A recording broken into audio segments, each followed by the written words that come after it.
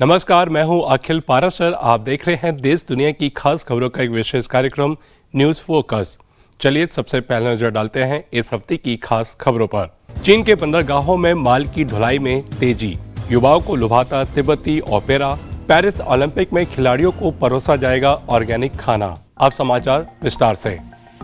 चीन के परिवहन मंत्रालय के आंकड़ों के मुताबिक इस साल के पहले 6 महीनों में चीन के बंदरगाहों ने 8.57 बिलियन टन माल हैंडल किया, जो पिछले साल के मुकाबले 4.6% ज्यादा है।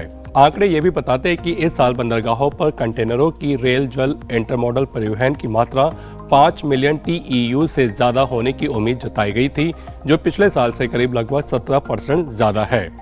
आपको बता दें कि इंटरमोडल परिवहन में ट्रांसशिपमेंट समय को कम करने और दक्षता बढ़ाने के लिए कई साधनों का इस्तेमाल किया जाता है और सभी के लिए एक ही लोड यूनिट होता है। चीन के कई शहरों ने गर्मी की छुट्टियों में पर्यटन में तेजी से उछाल देखने को मिला है। इस मौके पर छिंगताओ में 34वां अंतर्राष्ट्रीय बियर फेस्टिवल शुरू हुआ, जो 11 अगस्त तक चलेगा। इसमें सैलानियों के लिए संगीत और कला से जुड़ी परेड से लेकर कई खेल प्रतियोगिताएं आयोजित की जाएंगी। इसके अलावा बीच पर कैंपिंग का आइडिया लोगों को खूब लुभा रहा है। वहीं उत्तर पूर्व चीन के हेलोंगजियांग प्रांत में ठंडे मौसम का मजा लेने के लिए भी पर्यटकों की भीड़ उमड़ रही है। ग्वांगडोंग प्रांतीय परिवहन विभाग के मुताबिक संचन चोंगशान लिंक पर अब तक करीब 20 लाख से ज्यादा वाहनों की आवाजाही दर्ज की जा चुकी है। आजकल ज्यादातर बच्चे पियानो बजाना, तैराकी या कंप्यूटर प्रोग्रामिंग जैसे शौक चुनते हैं, लेकिन तेंजिन येशी ने बचपन से ही तिब्बती ओपेरा सीखने के अपने जुनून को कायम रखा। 600 साल से ज्यादा के इतिहास वाला तिब्बती ओपेरा बातचीत, गायन, अभिनय, डांस और साहित्य की मिलीजुली कला है। इसे 2009 में मानवता की अमूर्त सांस्कृतिक विरासत की यूनेस्को की लिस्ट में शामिल किया गया था। तेंजिन येशी का कहना है कि तिब्बती ओपेरा बचपन से ही उनके साथ है। वे जब भी तिब्बती ओपेरा की आवाज़ सुनते हैं तो उनके मन को बहुत सुकून मिलता है। उन्होंने कहा कि पहले तिब्बती ओपेरा को देखने वाले लोग या तो मध्यम आयु वर्ग के या फिर बुजुर्ग लोग होते थे, लेकिन अब बात अलग है। पारंपरिक संस्कृति की बढ़ती लोकप्रियता के साथ चीन में बढ़ते सांस्कृतिक और रचनात्मक उद्योग कई तरह की नौकरियां पैदा कर रहे हैं। इनमें प्रोडक्ट डिजाइनर और गतिविधि योजनाकार काफी तेजी से बढ़ रहे हैं। दक्षिण पश्चिम चीन के छोंगचिंग नगर पालिका में 19 नए रोजगारों की घोषणा की गई, जिन्होंने सांस्कृतिक उत्पाद उपभोग को बढ़ावा देने में महत्वपूर्ण भूमिका निभाई। इनमें सांस्कृतिक और रचनात्मक उत्पाद नियोजन और संचालन इंजीनियर शामिल हैं।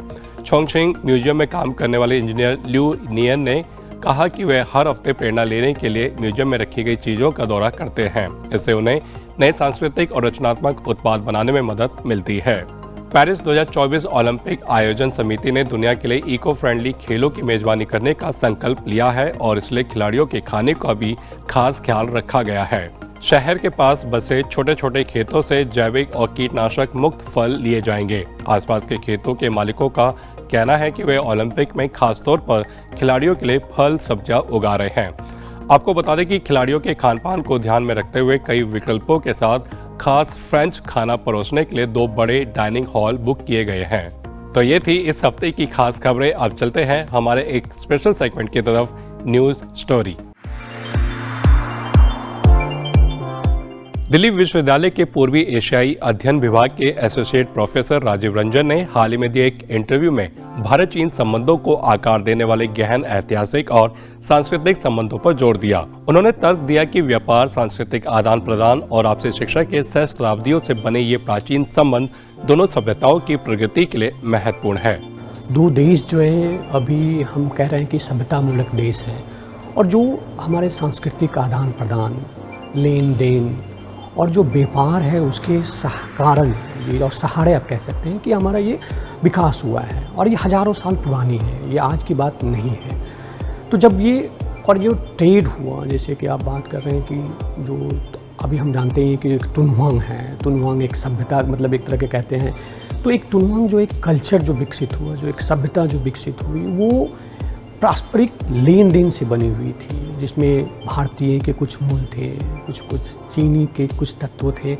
तो जो हमारा समाज जो बढ़ता है, जो हमारा जो देश बढ़ता है, वो होता है कि आप कितना आपस में वैचारिक और व्यापारिक आदान प्रदान करते हैं। और हमें अपने एक उत्तर मतलब दायित्व की तरह निभाते हैं कि भारत और चीन जो है कि आप दोनों देश जो हैं ये जो आप पारस्परिक लेन देन जो है, जो कल्चरल एक्सचेंज जो है, जो उसको आप बढ़ाते रहें।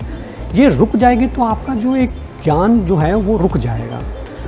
लेकिन आप इसको एक तरह से भी देख सकते हैं कि जो ये हमारा जो एक सॉफ्ट पावर जिसको कहते हैं इंटरनेशनल रिलेशन में, क्योंकि मैं अंतर्राष्ट्रीय संबंध पढ़ाता हूँ तो मुझे थोड़ा सा उस ओर ले जाने दीजिए कि जब आप सॉफ्ट पावर कहते हैं तो सॉफ्ट पावर जो है वो पूरी तरह से आपके जो फॉरेन पॉलिसी विदेश नीति है उसको पूरा हेल्प नहीं करती है। तो कहीं ना कहीं जो है हम अब सामरिक कारणों से जो हमारा सांस्कृतिक आदान प्रदान है वो कहीं ना कहीं फिर से रुक जाती है। तो इस सामरिक कारणों से, और हम आज हम देश देख रहे हैं जो एक दो देश है, सो दो देशों की पारस्परिक संबंध नहीं रहा। बहुत सारे कारण हैं, जैसे कि जो विश्व के मामले हैं वो भी कहीं ना कहीं जो है आप पे प्रेशर पॉइंट बनाती हैं। भारत और चीन के आर्थिक इतिहास में दो महत्वपूर्ण क्षण आए, जहां 1978 में चीनी नेता तंग शाओपिंग द्वारा शुरू की गई चीन की सुधार और आर्थिक खुलेपन की नीति ने एक महत्वपूर्ण मोड़ दिखाया। वहीं 1991 में भारत का आर्थिक उदारीकरण हुआ। इन मील के पत्थरों ने दोनों देशों को वैश्विक मंच पर आगे बढ़ाया और ग्लोबल साउथ यानी वैश्विक दक्षिण के नेताओं के रूप में उनकी जिम्मेदारियों को रेखांकित किया।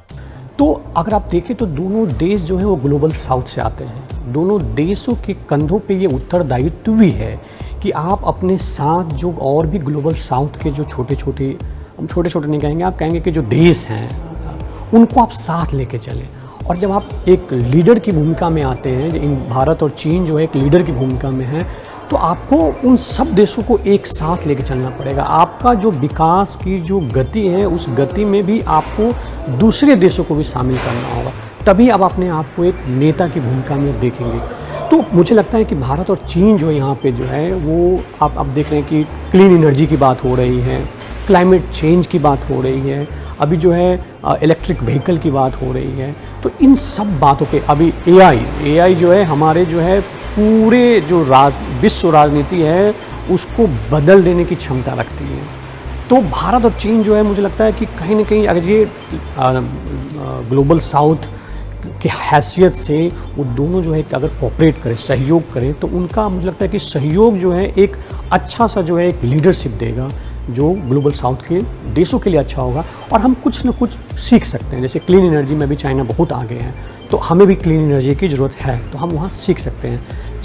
चीन भी जो है भारत की सहायता के दरकरार करता है, उसको भी चाहिए कहीं ना कहीं। जैसे कि अगर आप देखेंगे तो वो जो इस ग्लोबल साउथ के मूवमेंट में है, या आप देखेंगे कि जो विश्व राजनीति है उसमें कहीं ना कहीं जो है चीन को भी जो है भारत की ज़रूरत है। राष्ट्रों और व्यक्तियों के रिश्तों के बीच समानताएं बताते हुए राजीव रंजन ने संचार के महत्व पर जोर दिया।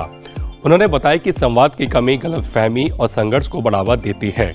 रणनीतिक तनावों के बावजूद विशेष रूप से चीन और संयुक्त राज्य अमेरिका के बीच आपसी समझ के लिए चल रहे उच्च स्तरीय संवाद महत्वपूर्ण बने हुए हैं। अगर आप देखें कि अगर दो देश जो है आप समझिए कि एक व्यक्ति की तरह है। अगर आप दो देश अगर आप बात ना करें तो आप दोनों के बीच में मनमुटाव किस कारण से हो रहा है आपको ये पता नहीं चलेगा। अब आप देखो कि चीन और अमेरिका दोनों में जो है एक सामरिक कारणों से जो है रिलेशनशिप जो है बड़ा बुरे दौर से गुजर रहा है। लेकिन अगर आप देखोगे चीन और अमेरिका के बीच में जो है कितनी आपसी वार्तालाप हो रही है, हाई लेवल पे हो रही है। तो ये वार्तालाप, ये वैचारिक और ये अकादमिक जो आदान प्रदान जो है वो कहीं ना कहीं आपको लगता है कि एक दूसरे दोनों देशों के जो विचारों को उनको समझने में मदद करती है कि आप क्या सोच रहे हैं। अगर आप ये हो ही ना तो हमें पता ही नहीं चलेगा कि आप सोच क्या रहे हो। तो हो सकता है कि मतलब हमें अगर पूरी बात पता ना हो तो हो सकता है कि पॉलिसी में कहीं ना कहीं जो है थोड़ा सा गलत दिशा दे दे। तो ये मुझे लगता है कहीं ना कहीं जोड़ी। आपने देखा कि भारत से भी लोग यहाँ आए हुए हैं, चीन से भी मुझे लगता है कि जनवरी फरवरी में पूरी टीम गई हुई थी, भारत गई हुई थी। तो मुझे लगता है कि अच्छा संकेत है कि दो देश जो है आपस में बात करते रहें। राजीव रंजन का भारत चीन संबंधों के लिए दृष्टिकोण कायाकल्प और सहयोग है। उनका मानना है कि अपने साझा इतिहास को अपनाकर और खुले संचार को बढ़ावा देकर भारत और चीन एक ऐसा भविष्य बना सकते हैं जो अपने लोगों को फायदा पहुंचाए और पूरी दुनिया के लिए सहयोग और आपसी विकास का एक शक्तिशाली मॉडल पेश करे। तो ये था आज का खास कार्यक्रम न्यूज़ फोकस। अभी आज्ञा दीजिए, अगले हफ्ते फिर मिलेंगे इसी समय। नमस्ते।